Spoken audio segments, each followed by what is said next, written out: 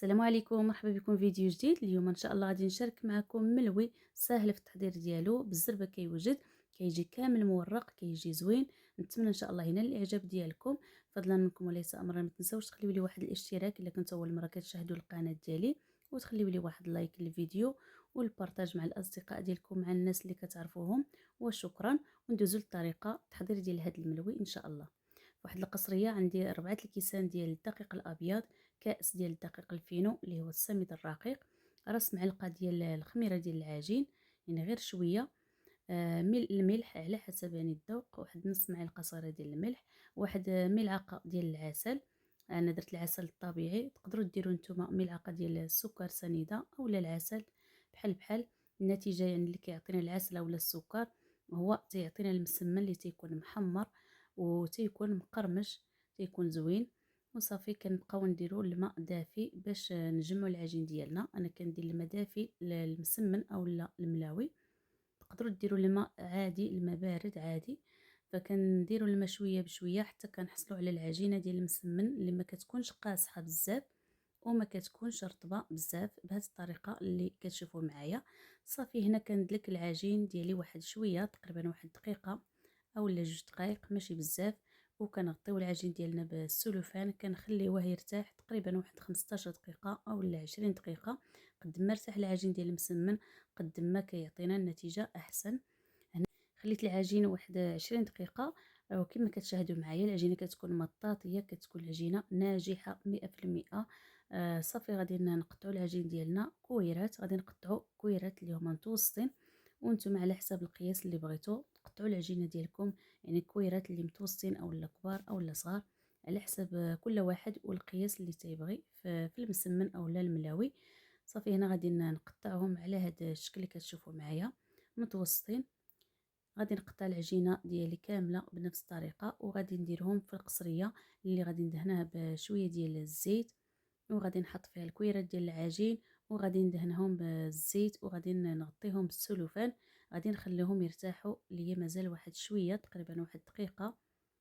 ما غاديش نخليهم بزاف، غير شويه عاد باش غادي يعني نبداو نقرصوا فيهم. غادي ندهنهم بالزيت وغادي نغطيوهم بالسلوفان.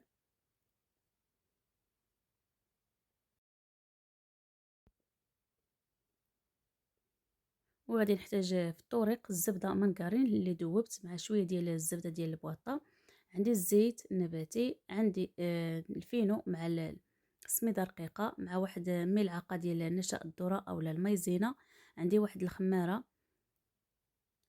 بالنسبه للخماره الا درناها في العجين ما غاديش نديروها مع السميده الرقيقه والفينو، اولا العكس الا درناها مع السميده الرقيقه والفينو ما غاديش نديروها في العجين، كنديروها غير في حاجه وحده، هي السميده الرقيقه يا يعني العجين. وصافي غادي نخلطوها، وغادي نجيبوا العجين ديالنا من بعد ما خليناه ارتاح تقريبا واحد 2 ديال الدقائق. كما كتشاهدوا معايا العجينه ناجحه ما شاء الله، كدير معنا دوك الفقاعات. خليناها ارتاحت فدغيا يعني كتسرح معنا ولا كتبسط معنا، ما كتكونش يعني قاصحه في التقراص ديالها. كندهن سطح العمل بشويه ديال الزيت، وكنقرصوا العجينه مزيان حتى كيبان لينا سطح العمل بهذا الشكل اللي كتشوفوا معايا. كنرشوا ديك الزبده اللي ذوبنا فوق من العجين، وكنرشوا داك الخليط ديال السميده الرقيقه مع الفينو ومايزينا والخماره. كنرشوا العجين مزيان بهذا الشكل اللي كتشوفوا معايا، وكنطويوه من الجناب بهذا الشكل اللي غتشوفوا معايا. طريقه سهله. كنقادوا العجين ديالنا،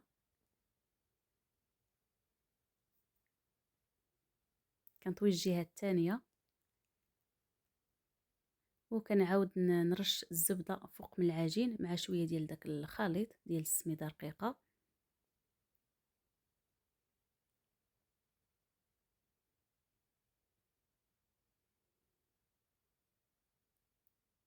وكنطويو العجين على جوج بهذه الطريقه، وكنحطوا هاد الملويه الاولى كنحطوها ترتاح، وغادي نجيبوا كوريا الثانيه ديال العجين ونعاودوا نبسطوها بنفس الطريقه. كندهنوا سطح العمل بالزيت وكنبسطوا العجين مزيان حتى كيبان لينا سطح العمل. كندهنوه بالزبدة مع شوية ديال داك الخليط ما بين الفينو والسميدة رقيقة.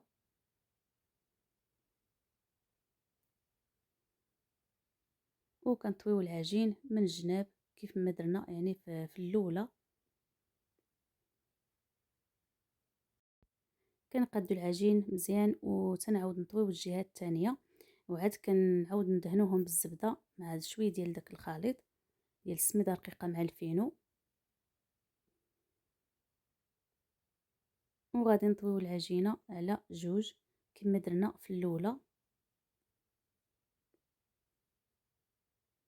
وغادي نحطوها باش ترتاح وندوزو نصايب معكم الاولى اللي خليناها ترتاح.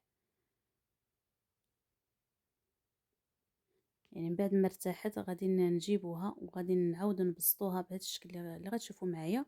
عاد كنلويو فيها، يعني الطريقه اللي تنديرو الملوي طريقه البسيطه السهله، والملوي راه كيجي مورق كيجي زوين.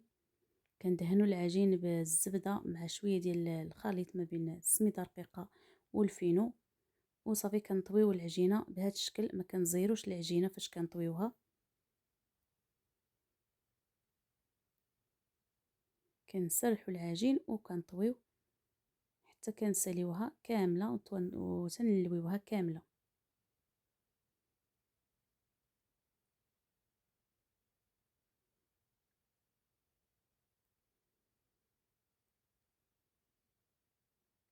غادي نلويها وغادي نحطها باش ترتاح، وغادي نعاود نجيب معكم واحد يعني الكره ديال العجين غادي نعاود نبسطها بنفس الطريقه اللي درنا في الاولى. وغادي نخليو العجينه الثانيه غادي نخليوها ترتاح.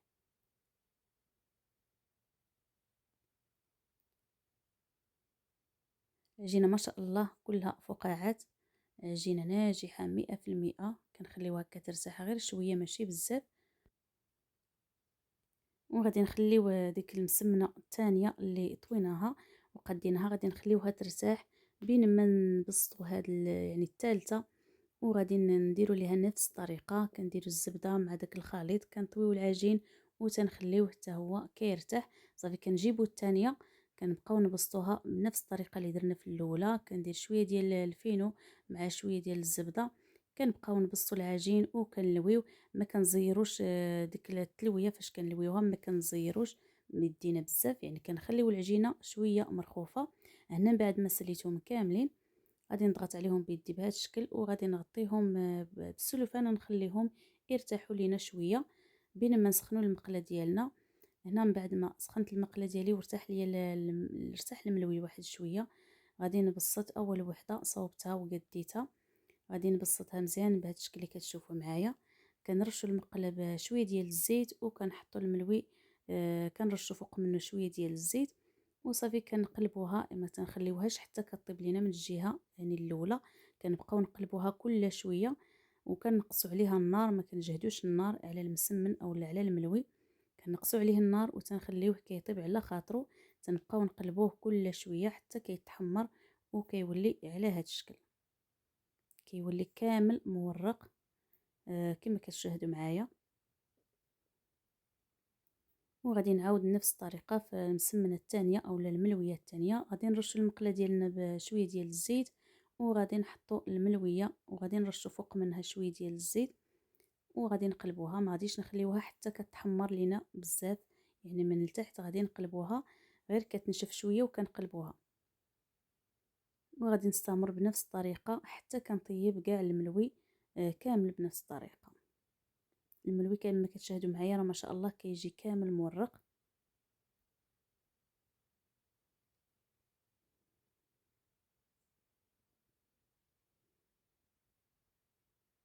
وهذا هو الملوي من بعد ما كملته كامل بنفس الطريقه طيبته كيجي محمر كيجي طايب من الداخل كله مورق كيجي رائع بزاف. ساهل في التحضير ديالو كما يعني كما شاهدتوا معايا. وبالزربه كنوجدوه ما تياخذش معنا الوقت في التحضير ديالو، تيجي كامل مورق تيجي رائع بزاف.